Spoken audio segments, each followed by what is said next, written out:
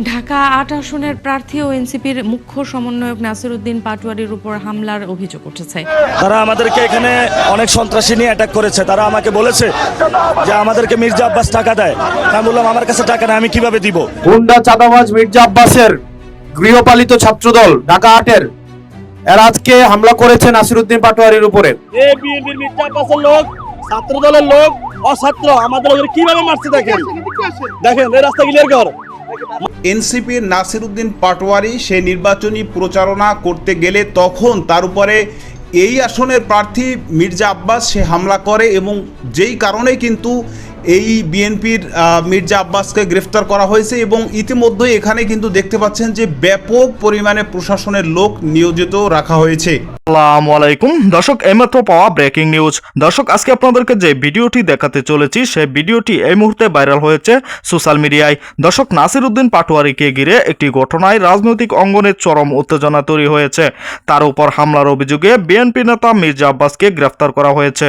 দর্শক, এই ঘটনার শেষ পরিণতি কি হতে যাচ্ছে সেটাই এখন দেখার বিষয়। দর্শক, এই বিষয়ে বিস্তারিত আলোচনা করা হয়েছে এই ভিডিওতে, তাই 1 সেকেন্ডও না টেনে পুরো ভিডিওটি দেখবেন। চ্যানেলে নতুন হলে সাবস্ক্রাইব করে রাখবেন পরবর্তী আপডেট পাওয়ার জন্য। ভিডিওতে একটি লাইক করে দেখতে থাকুন সম্পূর্ণ ভিডিওটি। দেখেন এই রাস্তা ক্লিয়ার কর। মাইরা হাবিব ভাইয়া লাইছে আমরা এরা হলো ছাত্র, হাবিবুল্লাহ বাহার হলো ছাত্র। তারা আমাদের নাসির ভাইকে দাওয়াত করছে পিঠা উৎসবে। এখানে আমরা 8 ডজন পোলাপান আমরা গেছি। যাওয়ার লগে লগে মির্জা আব্বাসের পোলাপান আইসা আমার ইচ্ছা মতো মারছে, আমরা পোলাপান করে আমার নাসির ভাইয়ের পিছছে, আমারও মারছে। এখন এইভাবে তো সন্ত্রাসী কাজে তো দেশ পরিচালনা হতে পারে না। আমার মির্জা আব্বাস, আমরা তো মির্জা আব্বাসের বলি না চাঁদাবাজ, আমরা চাঁদাবাজ বলি। মির্জা আব্বাসের লোক, মির্জা আব্বাস কেন বারবার তার গায়ে দিকে নেয়? তাদের হাতে ছিল চাকু, ছিল হাতের মধ্যে ওদের বড় পাথর ছিল। জাতীয় নাগরিক পার্টি এনসিপির মুখ্য সংগঠক এবং ঢাকা ৮ আসনের সংসদ সদস্য পদপ্রার্থী নাসির উদ্দিন পাটোয়ারির উপরে ডিম নিক্ষেপের ঘটনা ঘটেছে এবং আজকে হাবিবুল্লাহ বাহার ইউনিভার্সিটি কলেজের সামনে তার উপরে এই হামলা হয় এবং এই ঘটনায় কিন্তু বেশ কয়েকজন আহত হয়েছেন।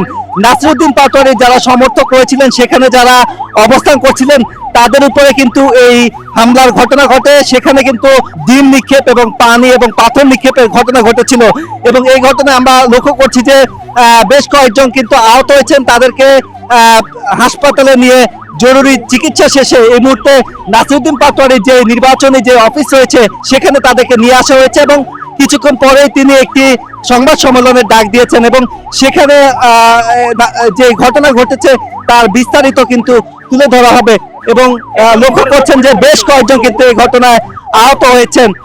হাবিবুল্লাহ বাহার ইউনিভার্সিটি কলেজে আজকে পিঠা উৎসব ছিল এবং সেখানে বিএনপির প্রার্থী মির্জা আব্বাস এবং এনসিপির প্রার্থী নাসির উদ্দিন পাটোয়ারি দুজনে সেখানে কিন্তু অতিথি হিসেবে ছিলেন। প্রথমে কিন্তু জাতীয় নাগরিক পার্টি এনসিপির মুখ্য সংগঠক এবং ঢাকা ৮ আসনের সংসদ সদস্য পদপ্রার্থী নাসির উদ্দিন পাটোয়ারি সেখানে প্রবেশ করলে তার উপরে ছাত্রদলের নেতাকর্মীরা ডিম নিক্ষেপ এবং পানি নিক্ষেপ করে আহত করে। হ্যাঁ, ওরা চাচ্ছিল হাদির মতো নাসির উদ্দিন বাইরে শেষ করে দিতে যাচ্ছিল, এই যে ওরা ইট মারছে, ইট। আমি আবার নাসিরের পাশেই ছিলাম, সেই ইট পড়ছে আমার এখানে, ঠিক আছে। এই ইট আমার পাশে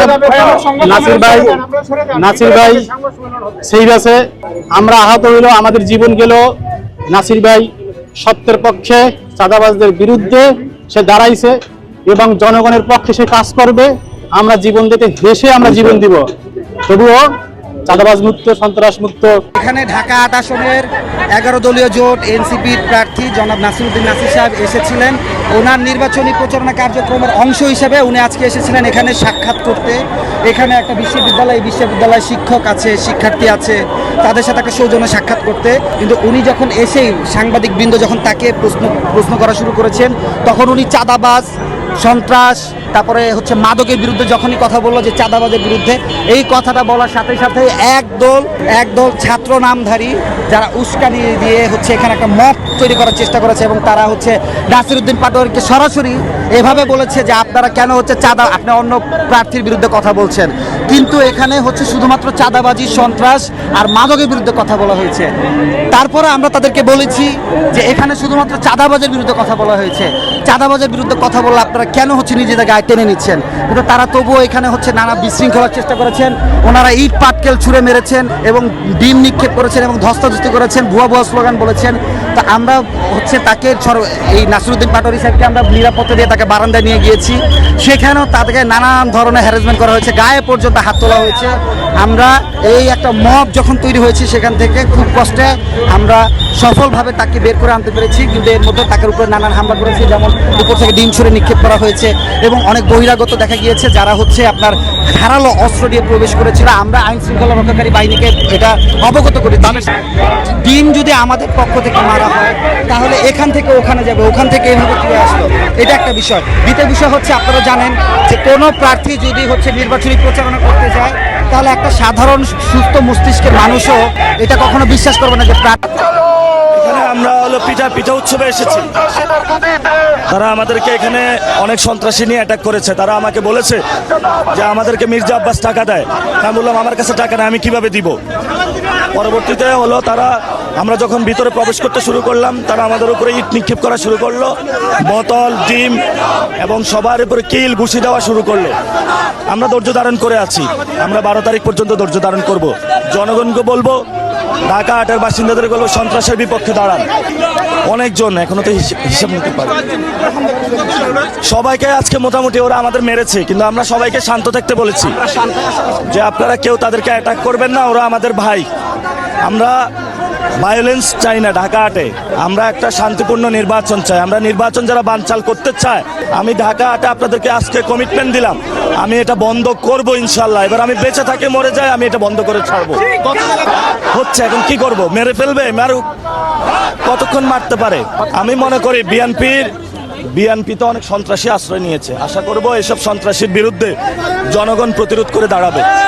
আমাদের স্পষ্ট বার্তা, আমরা সন্ত্রাসের সাথে ঢাকা হাটে আপোষ করবো না, দুর্নীতি, চাঁদাবাজি, সন্ত্রাসের সাথে আপোষ করবো না। অনেকে আমাকে এতদিন বলছেন যে নাসিরুদ্দিন কেন এগুলা কথা বলে। এখন তো আপনারা দেখতে পাচ্ছেন যে এখানে কি সমস্যাগুলো রয়েছে। আজকে তার প্রমাণ, এগুলা ঠিক হয় বাংলাদেশটা ঠিক হয়ে যাবে। ঠিক পুরো বাংলাদেশের মানুষের কাছে করজোড়ে আহ্বান রাখবো, প্লিজ আপনারা সন্ত্রাসী, চাঁদাবাজি, দুর্নীতি এদেরকে স্পেস দিয়েন না, এরা ধ্বংস করে দিবে দেশটা। ঠিক আগামী 12 তারিখে ভোট দিয়ে এদেরকে প্রতিহত করবেন ইনশাআল্লাহ। আপনারা সবাই ভালো থাকবেন। দেখেছেন আমাদের উপরে কি অবস্থা করেছে তারা। আমরা 2টা সংবাদ সম্মেলনে সবকিছু বলবো। এই রাষ্ট্র, এই দেশ উপর থেকে আসলে ইট আর পাথর নিক্ষেপ করার ফলে আমরা যেহেতু নাসির ভাই সামনে ছিলাম, তো হ্যাঁ মাথা ফেটে গিয়েছে এবং হাতের মধ্যে অনেক পেয়েছি। নাসির ভাই যখন কলেজের ভিতরে প্রবেশ করতেছিল, তখন আমরা নাসির ভাইকে প্রোটোকল দেওয়ার জন্য নাসির ভাইয়ের সামনে ছিলাম। তো নাসির ভাইকে তখন তারা হামলা করছিল, উপর থেকে ইট পাথর নিক্ষেপ করছিল। তো তখন আর কি উপর থেকে ইট পাথর আমার মাথার মধ্যে পড়ছিল এবং হাতের মধ্যে অনেক ব্যথা পাইছে। সেখানে কোনো আইন শৃঙ্খলা বাহিনীর সদস্যরা ছিল কিনা, আপনারা তাদের নিরাপত্তা দিয়ে। সম্মানিত দর্শক মণ্ডলী, সম্পূর্ণ ভিডিওটি দেখেছেন, অবশ্যই বুঝতে পেরেছেন ভিডিওটি গুরুত্বপূর্ণ ছিল। দর্শক, নাসিরুদ্দিনের উপর হামলার ঘটনায় একটি মামলা দায়েরের পর প্রাথমিক তদন্তে কয়েকজনের নাম উঠে এসেছে বলে জানিয়েছে প্রশাসন, যার কারণে মির্জা আব্বাসকে গ্রেফতার করেছে জিজ্ঞাসাবাদের জন্য। অন্যদিকে বিএনপি নেতারা বলছে এটি একটি একতরফা সিদ্ধান্ত এবং তারা নিরপেক্ষ তদন্তের দাবি জানায়। দর্শক, এই ঘটনাটি রাজনীতিতে নতুন বিতর্ক তৈরি করতে পারে বলে মনে করছেন বিভিন্ন রাজনৈতিক বিশ্লেষকরা।